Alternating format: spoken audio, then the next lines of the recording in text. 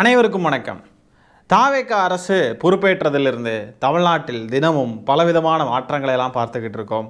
நேற்றுக்கு நம்ம என்ன பார்த்துருப்போம் அப்படின்னா, கள்ளக்குறிச்சி மாவட்டத்தில் ஆக்கிரமிப்பு பண்ணி வீடு கட்டியிருக்காங்க அப்படின்ற பேரில் அங்கே உள்ள வீடுகளை எல்லாம் இடிக்க போயிருந்தாங்க அதிகாரிகள். அங்கே உள்ள மக்கள்லாம் கதறினாங்க. அந்த மாற்றத்தை ஃபஸ்ட்டு நம்ம பார்த்துருப்போம். இன்னும் நிறைய மாற்றங்கள் நம்ம பார்த்துட்டோமே. தாவேக அரசு சொன்ன மாதிரியே ஒன்றா ரெண்டா ஏகப்பட்ட மாற்றங்கள். அந்த வரிசையில் இப்போ என்ன மாற்றம் நிகழ்ந்திருக்கு அப்படின்னு பார்த்தோம் அப்படின்னா, சென்னையில் இருக்கக்கூடிய திருவொற்றியூர் பகுதியில் இருக்கக்கூடிய மாட்டிறைச்சி கடைகள், பல வருடங்களாக அங்கே மாட்டிறைச்சி கடை நடத்திக்கிட்டு வரக்கூடியவங்களை பாரத் இந்து முன்னணி அப்படின்ற ஏதோ ஒரு அமைப்பு, அதோடைய நிர்வாகி சிவாஜி அப்படின்றவன் பார்த்தீங்கன்னா அந்த கடைகளெல்லாம் மூடணும் அப்படின்னு சொல்லிட்டு அங்கே போய் பிரச்சனை பண்ணியிருக்கான். செம மாற்றம் இல்லை? இந்து முன்னணி நிர்வாகிகள் போய் மாட்டிறைச்சி கடைகளெல்லாம் மூடணும்னு சொல்கிறாங்க. அந்த அளவுக்கு தைரியம் வந்துருச்சு. திமுக ஆட்சியில் இருந்திருந்தால் இந்த மாதிரிலாம் பண்ண முடியுமா? இதில் வேடிக்கை என்னென்னா, அந்த இந்து முன்னணி நிர்வாகிகளுக்கு ஆதரவாக காவல்துறை செயல்படுது. அந்த நிர்வாகிகளை வீடியோ எடுக்கிறாங்க. அங்கே இருக்கக்கூடிய இஸ்லாமிய சகோதரர்கள், அங்கே கடையை மூட சொல்லியிருப்பாங்களா, அந்த கடையுடைய உரிமையாளர்கள், அந்த பகுதியில் இருக்கிறவங்க வீடியோ எடுக்கிறாங்க. என்னங்க வீடியோ எடுத்துக்கிட்டே இருக்கீங்க அப்படின்ற மாதிரி அந்த இந்து முன்னணி காரணங்களுக்கு ஆதரவாக காவல்துறையே செயல்படுது. நம்மெல்லாம் பார்க்காத ஒரு மாற்றம்ங்க. அதுக்கு பிறகு அந்த கடைகளை மூட முடியாது அப்படின்னு சொல்லிட்டு அந்த பகுதியில் இருக்கக்கூடிய மக்கள், இஸ்லாமியர்கள், இந்துக்கள், கிறிஸ்டியன்ஸு எல்லாரும் சேர்ந்து போராட்டம். இப்போ இதில் இந்துக்கள்னு சொன்ன பார்த்தீங்களா, இவங்களுக்கும் அங்கே வந்த அந்த இந்து முன்னணி சங்கிக்கும் வித்தியாசம் இருக்குது. ஆகவே இந்த வித்தியாசத்தை நம்ம எல்லாருமே புரிஞ்சுக்கணும். சங்கிகள் வேற, இந்துக்கள் வேற. ஆகவே இந்த சங்கிகளை எதிர்த்து இந்துக்கள் களமிறங்கியிருக்காங்க. மாட்டிறைச்சி கடையெல்லாம் அப்படி மூட முடியாது. நம்ம முதலமைச்சருடைய பாணியில் சொல்லணுன்னா, அந்த டேஷ் போட்டு பேசுவார் இல்லையா, அதெல்லாம் எதுவும் பண்ண முடியாது அப்படின்ற மாதிரி விரட்டி அடிச்சிருக்காங்க சங்கிகளை. முதல்ல அந்த இந்து அமைப்பினர் எப்படி அராஜகம் பண்ணியிருக்காங்க, அந்த சிவாஜின்ற நபர் எப்படி அராஜகம் பண்ணுறான்னு பாருங்க.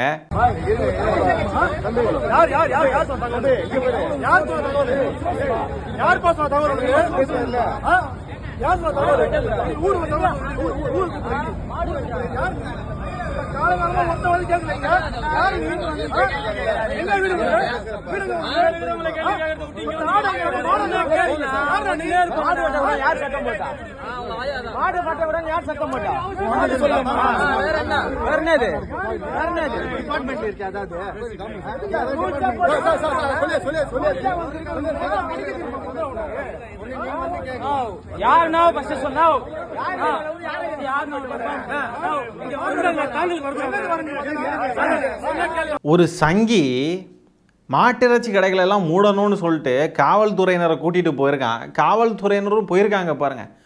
எந்த ஆட்சியிலையுமே இப்படிப்பட்ட அலங்கோலத்தை நம்மளால் பார்க்க முடியாது. எப்படி காவல்துறையினர் போனாங்க? முதல்ல எந்த அடிப்படையில் போனாங்க? எதுக்காக போனாங்க? ஏதாவது சட்டம் இருக்கா? சட்டத்தை மீறி மாட்டிறைச்சி கடை வச்சுருக்காங்களா? அதனால காவல்துறை போச்சா? ஏதாவது இருக்கா? அதுக்கு ஏதாவது முகாந்திரம் இருக்கா காவல்துறை இப்படி போனதுக்கு? காவல்துறையுடைய செயல்பாடுகளை பாருங்கள். சமீபத்தில் ரொம்ப மோசமாக செயல்படுது. இந்த தாவேக ஆட்சிக்கு வந்ததுலேருந்து எவ்வளோ மோசமாக செயல்படுறாங்கன்னு நம்ம பார்த்துக்கிட்டு தான் இருக்கோம். சபரிவர்மன் அவர்களை நாகர்கோவில் சிறையில் அடித்து கொண்டு இருக்காங்க. தாவேகாவை எதிர்த்து பேசக்கூடியவர்கள் யாராக இருந்தாலும் எல்லாரையும் கைது பண்ணுறாங்க. சட்டத்தின்படி எப்படி நடந்துக்கணுமோ அந்த மாதிரி நடந்துக்காமல் அவங்க இஷ்டத்துக்கு செயல்படுறாங்க.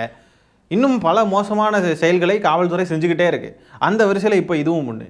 இந்த இந்து முன்னணி நிர்வாகி கூட வர வேண்டிய அவசியம் காவல்துறைக்கு என்ன? இதுதானே கலவரத்தை தூண்டும் விதமாக இருக்குது. அன்றைக்கி அந்த வினோத் சூர்யான்ற ஒரு சகோதரர், அவர் ஒரு பதிவு போட்டிருக்கார். சாதாரணமான ஒரு பதிவு.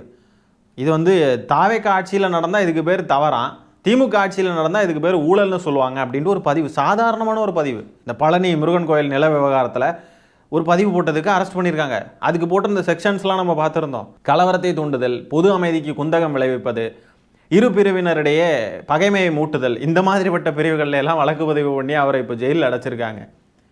சாதாரண ஒரு பதிவுக்கு காவல்துறை தான் இந்த வழக்கெல்லாம் பதிவு பண்ணியிருக்காங்க.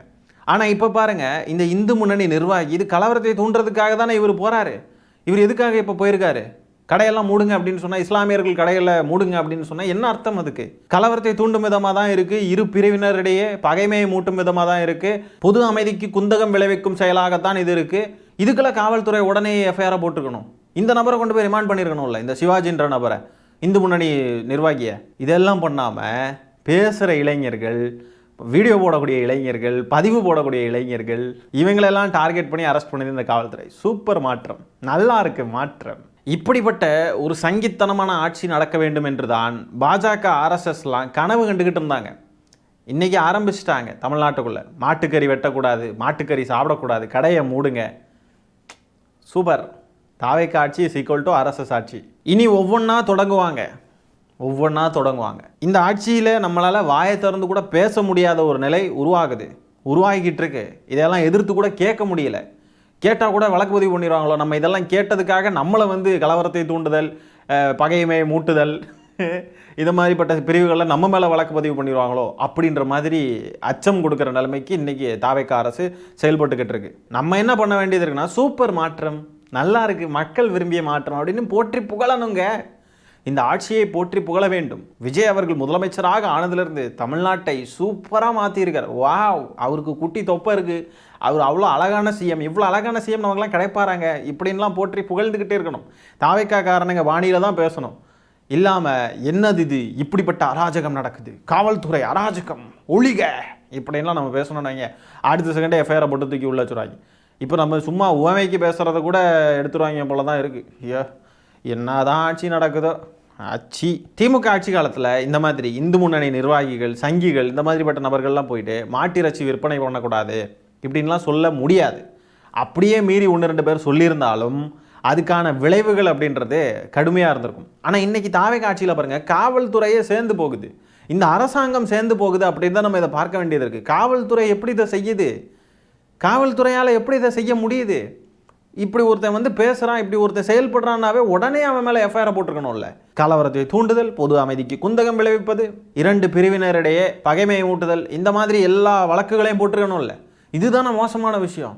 சும்மா பேசுகிறவங்க மேலெல்லாம் வழக்கு பதிவு, மோசமான செக்ஷன்ஸ்ல எல்லாம் வழக்கு பதிவு பண்ணி ஜெயிலுக்குள்ளே போடுறீங்க. ஒரு சங்கி ஆர்எஸ்எஸ்காரன் தைரியமாக இந்த மாதிரி பிரச்சனை பண்ணுறதுக்கு வரான் அப்படின்னா அவனுக்கு இந்த தைரியம் எங்கிருந்து வந்துச்சு? முதல்ல எப்படி தைரியம் வந்துச்சு?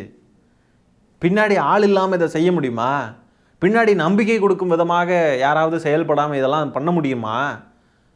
அவ்வளோதான். ஆர்எஸ்எஸ் டவுசர்கள் நிறைய இருக்குது. தாவேக்கா கட்சிக்குள்ளேயும் சரி, ஆட்சியிலையும் சரி, எல்லாம் ஆர்எஸ்எஸ் டவுசர்கள் இருக்குது. திருப்பரங்குன்றம் விவகாரத்தில் we are not allowing, we will face the கான்சிக்வன்சஸ்னு சொன்ன தமிழ்நாடு அரசு எங்கே? தமிழ்நாடு காவல்துறை எங்கே? இன்றைக்கி மாட்டிறைச்சி கடையை மூடணும்னு சொல்லிட்டு ஒரு சங்கி போய் நிற்கிறப்போ கூடவே சேர்ந்து சங்கிக்கு ஆதரவாக செயல்படும் காவல்துறை எங்கே?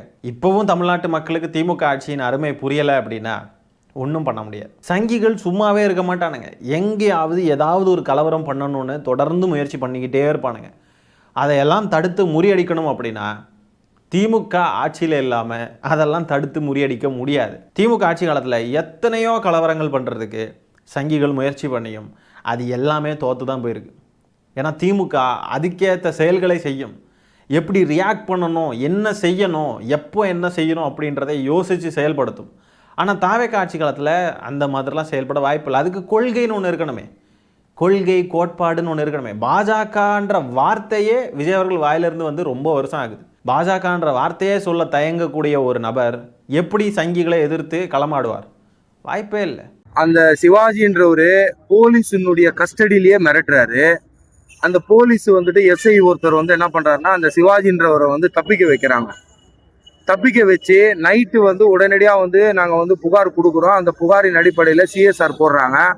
அந்த சிஎஸ்ஆர் போட்டு அவரை இன்னைக்கு அரெஸ்ட் பண்ணியிருக்கணும்.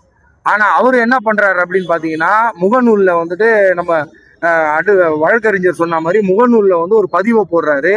அந்த பதிவை போட்டு ஜாயின்ட் கமிஷனர் ஆஃபீஸில் போயிட்டு இங்கே இருக்கக்கூடிய இஸ்லாமிய சமுதாயத்து மேலே மத துவேஷம் உண்டு பண்ணுற மாதிரியும், இங்கே இருக்கக்கூடிய முஸ்லீம்கள் தீவிரவாதி மாதிரியும் ஒரு கம்ப்ளைண்ட்டை ஜேசி அலுவலகத்தில் கொடுக்குறாங்க.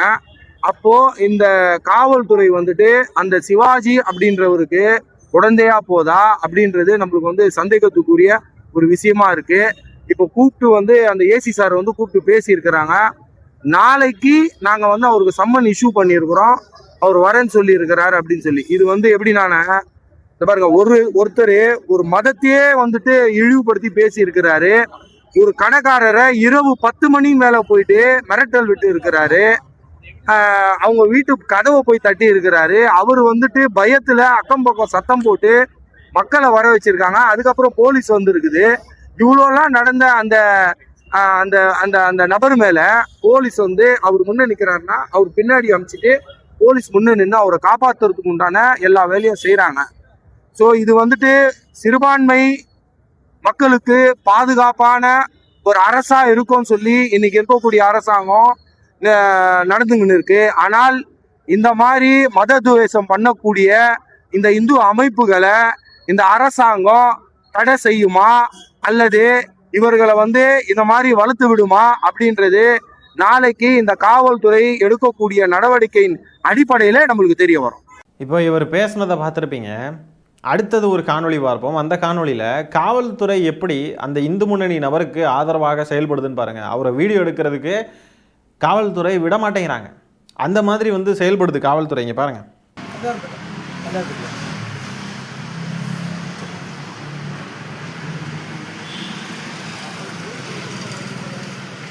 சரி, மாற்றி மாற்றி வீடியோ அது இது எடுத்துக்கிட்டே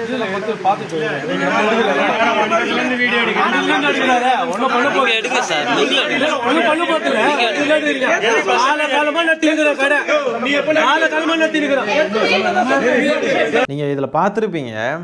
இவர் அந்த சங்கியை வீடியோ எடுக்க போகிறாரு. இவரை பார்த்து என்ன சொல்கிறாரு, இப்படியே மாறி மாறி வீடியோ எடுத்துகிட்டு இருந்தீங்கன்னா என்னன்னு அப்படின்ற மாதிரி கேட்குறாரு. ஆனால் இங்கே அந்த அந்த சங்கியோடைய ஆதரவாளர் தான் வீடியோ எடுத்துக்கிட்டு இருக்கான். இந்த வீடியோ அந்த சங்கியோட ஆதரவாளர் எடுத்த வீடியோ. அந்த வீடியோவை மட்டும் எடுக்கிறதுக்கு காவல்துறை எப்படி எதுவும் சொல்ல மாட்டேங்கிறாங்க. இவர் மட்டும் வீடியோ எடுக்கிறாரு, அப்போ அவர் எடுக்கக்கூடாதா? இது என்னது, என்ன மாதிரியான அராசகம் இது? ஏன் அவர் எடுத்தால் என்ன, அப்போ இவரும் எடுக்கக்கூடாது? அப்போ இவரையும் சொல்லணும். இந்த சங்கியோடைய ஆதரவாளர், இந்த இந்து முன்னணிய நிர்வாகியோடைய ஆதரவாளர் யாரோ வீடியோ எடுத்துக்கிட்டு இருக்காங்க, அந்த நபரும் அப்போ எடுக்கக்கூடாது. அது என்ன, அவர் மட்டும் எடுக்கலாம் இவர் எடுக்கக்கூடாது? என்னது இது? காவல்துறை எதுக்காக இப்படி ஒருதலை பட்சமாக செயல்படுது? இதுக்கு பின்னணியில் அப்போ யார் இருக்காங்க? அப்படிலாம் கேட்கக்கூடாது. விஜய் அழகான சிஎம், கியூட் சிஎம்ல, இதெல்லாம் என்னங்க, இதெல்லாம் ஒரு பிரச்சனையாங்க? இதெல்லாம் விட்டுருங்க. அவர் அழகான சிஎம்ங்க. மக்கள் எப்படி கஷ்டப்பட்டா என்ன, சங்கிகள் எப்படி கலவரம் பண்ணா என்ன, அந்த விஷயங்களுக்கெல்லாம் அடாப்ட் ஆகி போயிடணுங்க இந்த அரசாங்கத்தில், இந்த ஆட்சியில். இதெல்லாம் எதிர்த்து கேள்வி கேட்கக்கூடிய நம்ம மேலே வழக்கு பதிவு பண்ணுவாங்க. நல்லா இருக்கு. தூய சக்தியின் ஆட்சி, மாற்றம், சூப்பர், நல்ல மாற்றம். என்ன மாடு வெட்டுறீங்களா, என்ன கண்ணுக்குட்டி வெட்டுறீங்களா? அவருடைய என்ன சொல்றது, அவருடைய உண்மையிலேயே ஒரு மனிதாபிமானத்தோட அவர் கேட்கல. இது கேட்க வேண்டிய அவசியமும் அவருக்கு இல்லை. ஏன்னா சுப்ரீம் கோர்ட்டினுடைய தீர்ப்பே மாடை வெட்டிக்கோ அப்படின்னு தான் தீர்ப்பு சமீபத்தில் கொடுத்துருக்காங்க. ஆனா இவருக்கு என்ன, யார் எதை வெட்டினா இவருக்கு என்ன? இவரை வெட்டாம இருக்கிறாங்கல்ல, அது போறாதா? இவன் நான் மாட்டுக்கறி சாப்பிட்றேன், இல்லை ஆட்டுக்கறி சாப்பிட்றேன், கோழிக்கறி சாப்பிட்றேன், எதை வேணாலும் சாப்பிடுவேன், அது என்னுடைய விருப்பத்தை பொறுத்தது. ஆனா நீ இதை சாப்பிடக்கூடாது, அதை வெட்டக்கூடாதுன்னு சொல்றது இவருக்கு எந்த அதிகாரமும் கிடையாது. இவன் யாரு சொல்றதுக்கு? அந்த முறையில இவனை அடிக்காம விட்டாங்க பாருங்க, அதுதான் மிகப்பெரிய தவறுன்னு நான் நினைக்கிறேன். இந்த அம்மா தரமான சம்பவம் பண்ணி விட்டாங்க. நான் என்ன வேணா சாப்பிடுவேன், நீ யாரா அதை கேட்கறதுக்கு? இவனையெல்லாம் அடிக்காம விட்டதே பெரிய விஷயம் அப்படின்ற மாதிரி வச்சு செஞ்சு விட்டாங்க. தரமான சம்பவம். இந்த மாதிரி தமிழ்நாட்டில் இருக்கக்கூடிய எல்லாரும் எவ்வளோ தெளிவாக இருக்காங்க பாரு. இப்படி இருந்தாலே போதுமே ஐயா. இதுவே இந்த இடத்துல ஒரு டிவிக்காரன் இருந்திருந்தா என்ன சொல்லியிருப்பான்? இவங்களுக்கு ஆதரவாக பேசியிருப்பான். நீங்கள் எதுக்குங்க அங்கே கடை வச்சுருக்கீங்க? உங்களுக்கு தெரியாது?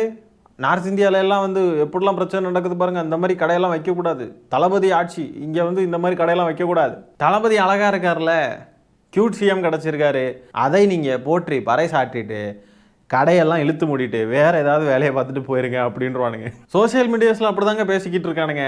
நேரில் போய் பேச மாட்டானுங்க. ஏன்னா நேரில் போய் பேசினா அவனுங்களுக்கு விழுற அடியை விட இவனுங்களுக்கு தான் அடி விழுகும். இஸ்லாமியர்களுக்கு ஆதரவாக நம்ம தமிழ்நாட்டை சேர்ந்த இந்துக்கள் நிற்கிறாங்க பாருங்கள். இவங்க தான் இந்துக்கள், இவங்க தான் இந்துக்கள், சங்கிகள் அல்ல இந்துக்கள். திமுக ஆட்சி காலத்தில் அரசு நடத்தின உணவு திருவிழாவில் பீஃப் போட்டாங்களாம் அப்படின்னு சொல்லிட்டு சில தலித் போராளிகள் திடீர்னு பொங்கி எழுந்தாங்க. ஐயோ என்ன இது அப்படின்ட்டு. அவங்களெல்லாம் இப்போ வாயே திறக்க மாட்டேங்கிறாங்கங்க. தாவேக்கா ஆட்சியில் என்ன நடந்தாலும் எங்கே போய் இருக்காங்கன்னே தெரியல. ஆணவ கொலை நடக்குது, தலித் மக்களுக்கு எதிரான செயல்கள் நிறைய நடக்குது, சங்கிகளுக்கு ஆதரவான செயல் நிறையவே நடக்குது. கள்ளக்குறிச்சியில் வீடுகளை இடிக்கிறாங்க, அதை செய்கிறாங்க, இதை செய்கிறாங்க, மாட்டுக்கறி சாப்பிடக்கூடாதுன்றாங்க, மாட்டுக்கறி விற்கக்கூடாதுன்றாங்க, என்னெல்லாமோ செய்கிறாங்க. ஆனால் இந்த சோக்கால்டு தலித் போராளிகள் அப்படின்ட்டு சில பேர் இருக்காங்க, நீலம் பண்பாடு மையம், இவங்கெல்லாம் எங்கே தான் போனாங்க? விசிகாவுடைய நிலைப்பாடு என்ன இந்த விவகாரத்தில்? கம்யூனிஸ்டுகளுடைய நிலைப்பாடு என்ன இந்த விவகாரத்தில்? ஐயையோ நம்ம கேட்க முடியாதுங்க அவங்கள பார்த்தா, அவங்க தான் கேட்பாங்க திமுகவின் நிலைப்பாடு என்ன இந்த விவகாரத்தில் அப்படின்னு நம்மளை பார்த்து கேட்டுக்கிட்டு இருப்பாங்க. விசிக தலைவர் திருமாவளவன் அவர்கள் கேட்டாலும் சாரி விசிக தலைவர் பேராசான் திரு சோஃபா வளவன் அவர்கள் அவர் கேட்டாலும் கேட்டுருவார் திமுகவின் நிலைப்பாடு என்ன இந்த விவகாரத்தில் அப்படின்னு கேட்டாலும் கேட்டுருவார். இவங்க தான் ஆட்சியில் பங்கு வகிக்கிறாங்க, இவங்கள பார்த்து நம்ம கேள்வி கேட்க முடியாது போல இருக்கு. அவங்க தான் நம்மளை பார்த்து இன்னும் கேள்வி கேட்டுக்கிட்டு இருக்காங்க, ஏதோ திமுக தான் ஆண்டுகிட்டு இருக்கிற மாதிரி. ஆகவே திருவொற்றியூரில் இப்படி ஒரு சம்பவம் நடந்திருக்கு. இந்த சம்பவத்தை பற்றி நீங்கள் என்ன நினைக்கிறீங்கன்ற உங்களுடைய கருத்துக்களை கமெண்ட்ஸில் பதிவு பண்ணுங்கள். இந்த அரசாங்கம் இப்படியெல்லாம் செயல்படுது, காவல்துறை இப்படி அவங்க இந்த சங்கிகளுக்கு ஆதரவாக செயல்படுறாங்க, இதெல்லாம் பற்றி என்ன நினைக்கிறீங்க? உங்களுடைய கருத்துக்களையும் கமெண்ட்ஸில் பதிவு பண்ணுங்கள். இந்த காணொளியை நான் இத்துடன் நிறைவு செய்து கொள்கிறேன். நன்றி, வணக்கம்.